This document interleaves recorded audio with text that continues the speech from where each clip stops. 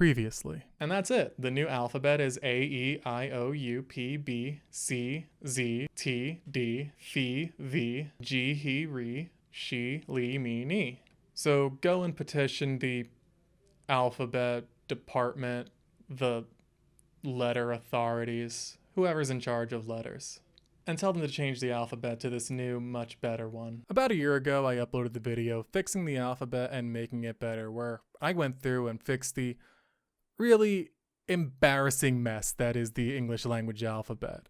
Letters were eliminated, the remaining letters were rearranged, and some even got new names and sounds they represented. The response was overwhelmingly positive, and that video went on to become one of the most viewed videos on the entire internet. There was near universal agreement that my revisions were a significant improvement to the way we spell things.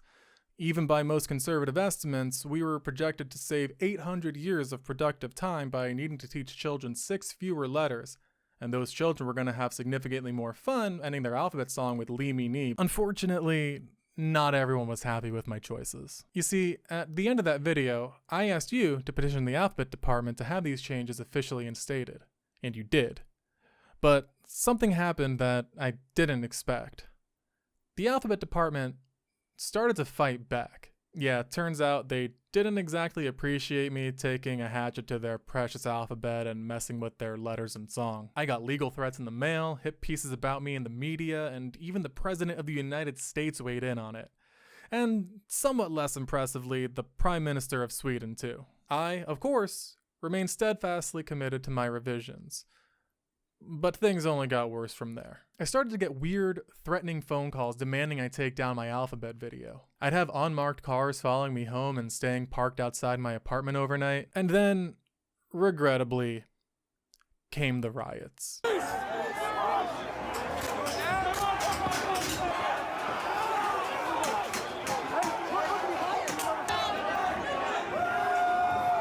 Now, I don't consider myself a conspiracy-minded person, but I'll be honest, I can't think of any explanation for this other than coordinated, agitated propaganda from the alphabet department. What else could possibly motivate thousands of people to protest against my revised alphabet, especially considering how objectively better it was than the current one? It was really disappointing to see. I mean, they had people out there actually defending Q. I decided to do my own investigation, but I also had to stay safe. I had to move to a new, secured location and even grew out my hair to avoid recognition.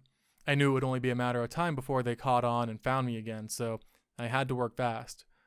During my research, everything started to point in one direction, and I found myself in the thick of what was possibly, and I don't mean to overstate it, the single greatest conspiracy in the history of mankind. The alphabet department was much more powerful than I thought, and their influence was substantial. Countless institutions, dictionary publishers, keyboard manufacturers, big calligraphy, all with a financial interest in maintaining the current oversaturated alphabet. But that's not all. Turns out 2021 was scheduled to be the year that they would announce what I and many others had always suspected. Alphabet 2. 39 letters. It was worse than I had imagined. Not only would it drive up the cost of everything from pens which would run out of ink quicker to books which would require more pages, but it also offered moms even more new ways to spell names like Michaela or Kaylee. That was why they were coming down so hard on me. My video and the response that it got forced them to delay the rollout of Alphabet 2, hopefully forever. Unfortunately, as of right now, I haven't been able to find out who is at the top of the alphabet department. I have my suspicions, but for now, it's inconclusive. Anyway, let's fix numbers now. Okay, some of you may be thinking, now wait just a second, Nuva, I can follow you on revising the alphabet. After all, letters are just an arbitrary way to convey arbitrary sounds that we've arbitrarily given meaning to. But numbers are a fundamental concept of reality. You can't change numbers any more than you can change the colors of the rainbow. One will always be one. First, I'm getting rid of the number 1. Just kidding. We're changing the names first. I think we can all agree that counting goes great up to 9. But from there until 20, no one really knows what's going on. Think about it, why do 10, 11, and 12 follow a naming convention not seen anywhere else until we loop back around to 110? And the other teens are named like 14 or 15 as opposed to every other grouping of 10 which is consistent, like 35, 45, 55. That's why we don't have any good name for the decade from 2010 to 2019. So we're changing the number 10 to 1T to maintain uniformity. And from there you'll have 1T1, 1T2, etc. Now, you may think that 1T sounds too similar to 20, and you'd be right. But that's okay, because we're also going to change 20 to 2D. So, as an example, you would say that the current year is 2D 2D2. Next, we're going to rename 7 and all instances of it in other numbers to just Sev. You know, I just don't really like when I'm trying to count something in my head and my internal rhythm gets messed up because 7 is more syllables than the other numerals. Sev is fine. Okay, now I'm getting rid of the number 1. You see, numbers are meant for counting, and no one has ever needed to count to 1. If you're trying to tell someone how many knives you have, you can tell them you have 3 knives. You can tell them you have 50 knives. But if there's 1, you have a knife. No need to overcomplicate it. Counting starts at 2 now. I've never really bought into the idea of infinity. You want to tell me there's no limit to numbers? That no matter how big a number is, there's a bigger number? That infinity is, by definition, a concept that is without limit, yet sometimes one infinity can be bigger than another infinity, even though they're both limitless? Yeah, okay, but even though there's infinite numbers, apparently we still gotta have some names for some really big, really made up numbers. Like Googleplex. Yeah, I can invent big numbers too. Watch this, it's called Nuva's number. It's always as big as the biggest currently named number plus 1. Most of the bigger numbers are hoaxes anyway. For example, a billion. A billion was never a real number to begin with. Yeah, the person who claimed to have supposedly discovered a billion was actually just a con artist who took the head off of a million and then attached 1,000 to it and tried to pass it off as a new number. It's time we get this under control, which is why I'm officially declaring a maximum number. A number that you can't go higher than. That number? 600 million. That's it.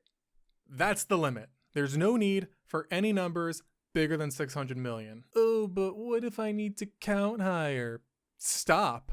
What if I need to measure something that's more than 600 million? Don't! Try this out for a spin.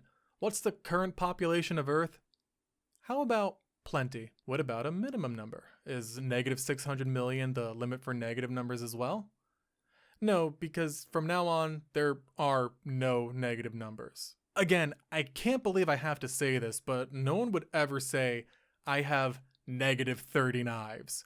You would and should say, I am missing 30 knives, or I would like 30 knives, or I need 30 knives. In any case, you're expressing it in a way that demands a positive integer. No more negative numbers, the lowest number is 0. Thankfully, these revisions also have the added benefit of completely nullifying what is possibly the most offensive part of our number system as it currently stands, imaginary numbers.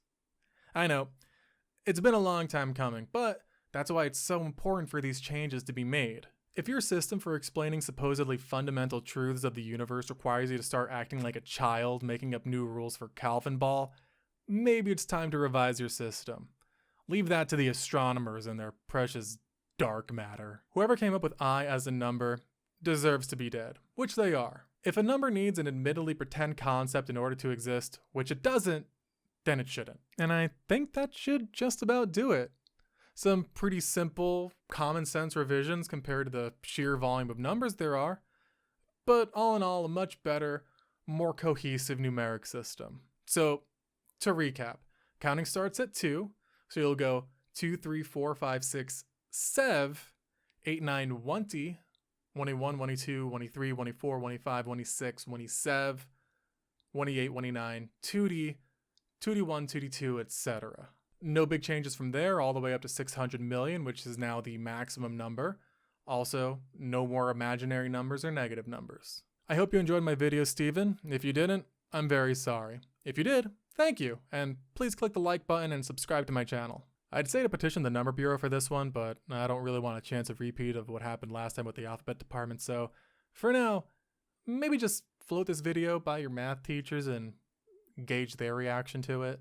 If you're a math teacher, leave a comment and tell me how much time you'd save in your curriculum with the changes I've outlined here. And finally, please consider checking out any of my other videos on this channel, such as my alphabet video if you haven't already seen it. They take a surprising amount of work to get done, so it makes me happy to see the view count go up. But under no circumstances are you allowed to let this video get over 600 million views. You understand me? If you get to this point in the video and you see that the view count is at 600 million, you can never share this video with anyone else ever again.